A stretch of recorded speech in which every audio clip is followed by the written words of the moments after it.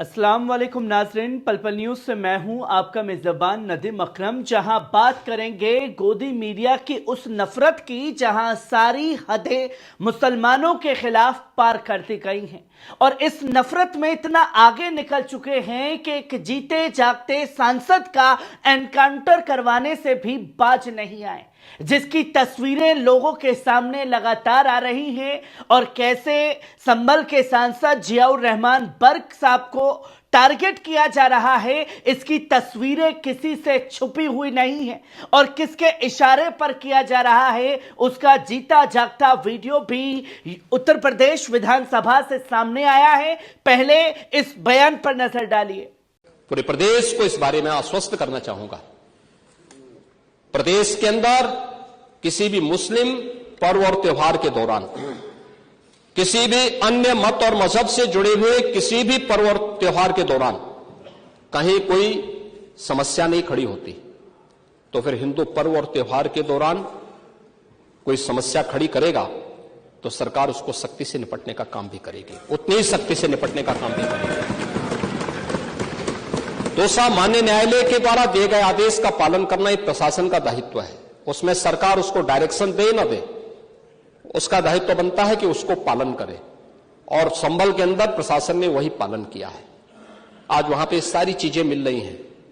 आखिर आपकी बात को हम मानते हैं कि मंदिर को आपने छेड़ा नहीं, आपने बड़ी कृपा कर दी, लेकिन ये जो 22 कुएं और उन कुओं में जो मूर्तियां मिल रही हैं, ये कुएं किसने पाट दिए? ये नोटिस पे क्यों परेशानी हो रही है? आपके सांसद जिनसे आपकी प्रतिद्वंदिता है, मानता हूं, क्योंकि वहां पे आप में तो तुर्क और पठान का विवाद चल रहा है, मैंने नहीं कर दिया, ये विवाद चल रहा है। आप उनके सामने, माननीय सदस्य के सामने, आप उनके साथ अपनी जड़ें ढूंढ रहे होंगे, लेकिन ये सच्चाई है, ये सच्चाई है, क्योंकि ये तो है ही। सकीफुल रहमान बर्क कभी भी अपने को ये नहीं बोलते थे कि मैं भारत का नागरिक हूं, वो तो कहते थे मैं बाबर का संतान हूं, वो बोलते थे। आप भी मानते हो कि इस बात को? अब आपको तय करना है कि आक्रांताओं को अपना आदर्श मानते हैं या राम कृष्ण और बुद्ध की परंपरा को अपना आदर्श मानते हैं। भारत के अंदर राम कृष्ण और बुद्ध की ही परंपरा रहेगी, बाबर और औरंगजेब की परंपरा नहीं रहेगी। सीएम योगी आदित्यनाथ को जो किस तरीके से अपनी नफरत का इजहार करते हुए संभल के सांसद के खिलाफ दिखाई दिए, जहां आज की अहम खबर गोदी मीडिया की मुसलमानों के खिलाफ बढ़ती नफरत और झूठी रिपोर्टिंग के खेल पर आधारित है। रामपुर एनकाउंटर के हवाले से गोदी मीडिया ने एक बार फिर अपनी एजेंडा पसंद पत्रकारिता का सबूत पेश कर दिया है। दोस्तों, गोदी मीडिया ने ऐसा थंबनेल तैयार किया है जिससे यह जाहिर हो कि संभल के सांसद जनाब जियाउर रहमान साहब का एनकाउंटर हो गया है, जबकि असल में एनकाउंटर किसी और मुसलमान का हुआ है। यह साफ तौर पर दिखाता है कि किस तरह गोदी मीडिया का मकसद मुसलमानों को शक के दायरे में डालकर उन्हें बदनाम करना है और उनकी शख्सियतों को जलील करना है। रामपुर एनकाउंटर की सच्चाई पर सवाल खड़े करते हुए इस एनकाउंटर की हकीकत चाहे कुछ भी हो, लेकिन गोदी मीडिया ने इसे रंग दिया कि सारा फोकस मुसलमानों के खिलाफ एक साजिश की शक्ल में बदल जाए। ऐसे हरकतों से यह साबित होता है कि गोदी मीडिया आज सिर्फ नफरत का सौदागर बन चुका है। जहां जियाउर रहमान साहब का इस्तेहाक संभल के सांसद जियाउर रहमान ने हमेशा अमन और भाईचारे का पैगाम दिया, मगर गोदी मीडिया उन्हें भागे सांसद जैसे अल्फाज से बदनाम करने की नापाक कोशिश कर रहा है। यह सिर्फ उनकी शख्सियत को दागदार करने का नहीं, बल्कि मुसलमानों की नुमाइंदगी को खत्म करने का भी एक बड़ा मंसूबा है। गोदी मीडिया और मोदी हुकूमत की मिलीभगत, यह मामला सिर्फ मीडिया का नहीं बल्कि पूरी हुकूमत का है। गोदी मीडिया और मोदी हुकूमत मिलकर एक मजहब को निशाना बना रहे हैं ताकि उनकी सियासी साजिशें कामयाब हों। मगर क्या यह मुल्क इस तरह बटे हुए नजरिए के साथ तरक्की कर सकता है? यह सबसे बड़ा सवाल है, क्योंकि निशाने पर संभल सांसद जियाउर रहमान बर्क हैं, जहां उनके खिलाफ चल रही कार्रवाई की जो हुकूमत और सरकारी एजेंसियों की एक और साजिश नजर आती है। जहां देखिए कि एक बिजली चोरी का इल्जाम जो है वो सपा सांसद के ऊपर लगा दिया गया। गुरुवार को भारी पुलिस बल और बिजली विभाग की टीम ने संभल सांसद जियाउर रहमान बर्क के घर पर छापा मारा। इल्जाम लगाया गया कि उनके घर के मीटर में गड़बड़ी है और बिजली चोरी की गई है।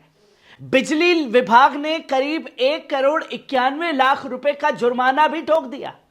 लेकिन सवाल यह उठता है कि आखिर यह कार्रवाई ऐसे वक्त क्यों की गई जब संभल हिंसा का मामला गरमाया हुआ है और सांसद बर्क पहले ही निशाने पर है।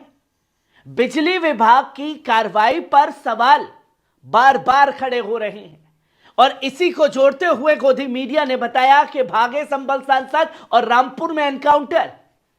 बिजली का बिल शून्य आ रहा था। अपने आप में एक तरफा और राजनीतिक बदले की बू देता है। जब पूरा इलाका और समाजवादी पार्टी के समर्थक सांसद के पक्ष में खड़े हैं तो यह कार्रवाई केवल मुसलमान नेता को बदनाम करने और उनकी आवाज दबाने का जरिया मालूम होती है। धमकाने का इल्जाम भी खोल दिया गया और एक झूठी कहानी रच दी गई। यह भी कहा जा रहा है कि सांसद के परिवार ने अधिकारियों को धमकी दी। सवाल यह है कि क्या ऐसी कहानियां गढ़ना सरकारी एजेंसियों के लिए अब आम बात नहीं हो गई है? जब एक सम्मानित सांसद जिसने हमेशा अमन और भाईचारे की बात की, उनके खिलाफ इस तरह के आरोप लगाए जाए तो इससे साफ जाहिर है कि हुकूमत और सरकारी तंत्र उन्हें दबाने और बदनाम करने में कोई कोर कसर नहीं छोड़ रहा। संभल हिंसा और सांसद बर्क पर निशाना लगातार बना हुआ है।